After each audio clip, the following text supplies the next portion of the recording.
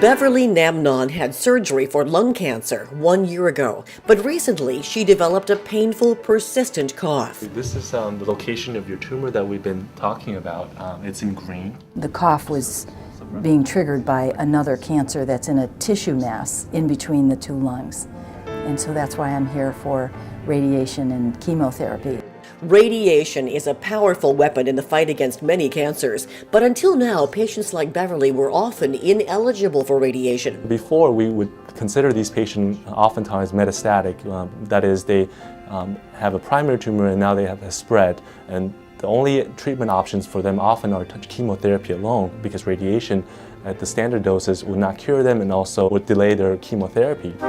Now, doctors at UCLA have new technology, a system called the Novalis TX, that allows the medical team, including radiation physicists and therapists, to shape multiple beams of radiation that are more accurate and more powerful than ever before, zeroing in on primary and smaller metastatic tumors without harming normal tissue.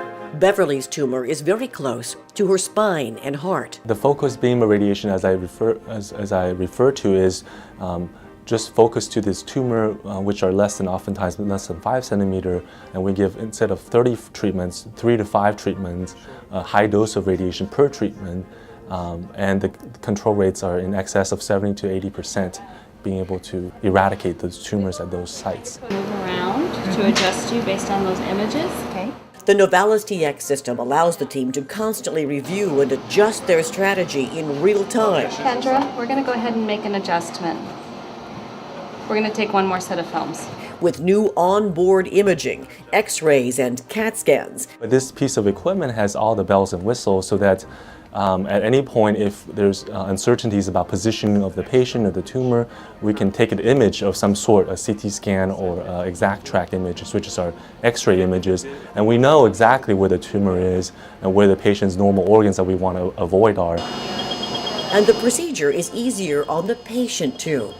This machine can make adjustment other than making a table move left to right, up and down, superior, inferior. It can also do this pitch and yaw, makes it count for rotational changes. Oh, it's pretty, what's the word? Like Star Wars. It's just, that's what it reminded me of when I went in there. Being on that hard surface, it's hard for me to move and change and adjust sometimes, but this table will do more for the patient, which I think is going to be very helpful, especially when people are getting to where they don't feel so good. Beverly is hopeful that this latest technology will help eradicate her recurrent tumor.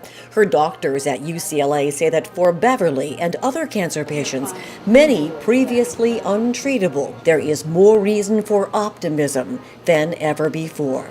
We are, I think, in the next 10 years, be changing the paradigm of how we treat metastatic cancer or just cancer primaries that we weren't able to treat with radiation. I think now we are able to really think of cancer as some of the cancer as chronic diseases where we may not be able to cure them, but we're able to spot treat them with radiation, spot treat them with targeted therapy, with chemotherapy, and prolong their survival without causing too much detriment to their quality of life.